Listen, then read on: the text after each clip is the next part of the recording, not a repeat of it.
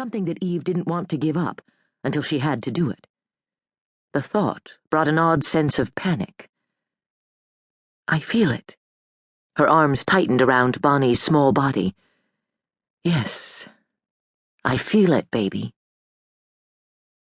Bonnie came running into Eve's bedroom in her yellow pajamas with the orange clowns all over them. Her wild red curls were bouncing, and her face was lit with her luminous smile.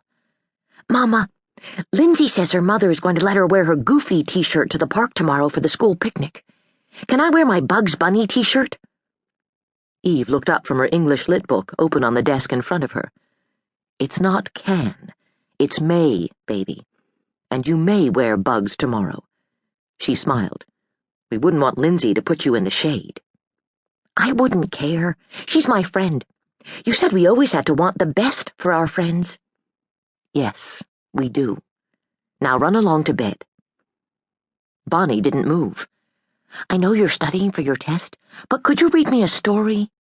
She added coaxingly, I thought maybe a very, very short one. Your grandmother loves to read you stories, baby. Bonnie came closer and whispered, I love Grandma, but it's always special when you read it to me. Just a short one. Eve glanced at her lit book. She'd be up until after midnight as it was, studying for that exam. She looked at Bonnie's pleading face. Oh, to hell with it. Bonnie was the reason Eve was working for her degree anyway. She was the reason for every action Eve took in life. Why cheat either one of them?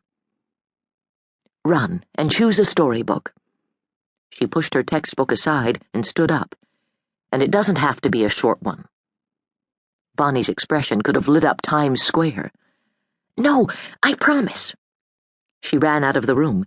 She was back in seconds with a Dr. Seuss book. This will be quick, and I like the rhymes. Eve sat down in the blue padded rocking chair that she'd used since Bonnie was a newborn. Climb up. I like Dr. Seuss, too. I know you do. Bonnie scrambled up in her lap and cuddled close. But since it's such a short book, may I have my song, too? I think that's a reasonable request, Eve said solemnly. The two of them had their little traditions, and every night since she was a toddler, Bonnie had loved to share a song with Eve. Eve would sing the first line, and Bonnie would sing the next. What's it to be tonight? All the pretty little horses. She turned around on Eve's lap and hugged her with all her might. I love you, Mama. Eve's arms closed around her. Bonnie's riot of curls was soft and fragrant against her cheek, and her small body was endearingly vital and sturdy against Eve. Lord, she was lucky. I love you too, Bonnie. Bonnie let her go and flopped back around to cuddle in the curve of her arm. You start, Mama.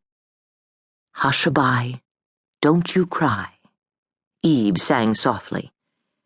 Bonnie's thin little voice chimed, Go to sleep, little baby. The moment was so precious, so dear. Eve's arms held Bonnie closer, and she could feel the tightening of her throat as she sang, When you wake, you shall have cake. Bonnie's voice was only a wisp of sound. And all the pretty little horses. She should get back to her studies, Eve thought. Not yet. She couldn't pull herself away yet. Bonnie had been so loving tonight. She had seemed to be reaching out for Eve. She stood looking down at Bonnie curled up asleep in her bed. She looked so small, she thought with aching tenderness. Bonnie was 7, yet she looked younger. But sometimes she seemed to have a wisdom far beyond her years. She had always been a special child from the moment Eve had given birth to her. Bonnie was illegitimate, born when Eve was only 16. Her passionate affair with John Gallo had lasted only 4 weeks, but had given her Bonnie. And she had thought that she might give her up for adoption. Eve remembered wonderingly. Gazing down at her daughter, it seemed impossible to even contemplate. From the moment she had seen her in the hospital, she had known that they had to be together forever. Forever. Those teasing words they'd spoken on the porch had only underscored the fact that Bonnie would be growing up and leaving her someday.